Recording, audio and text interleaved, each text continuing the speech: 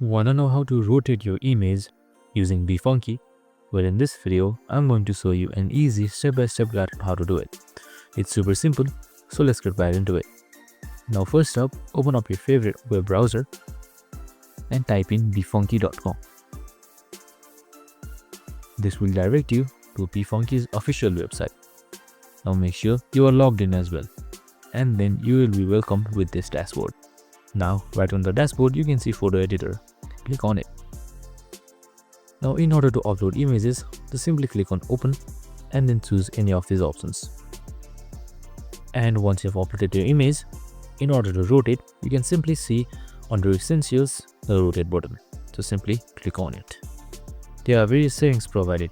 You can either flip it horizontally and vertically or directly rotate it left or right. You can also straighten it by yourself by pulling this level to the left or to the right. And once you're done, just simply click apply. And that's it. I hope this video helped.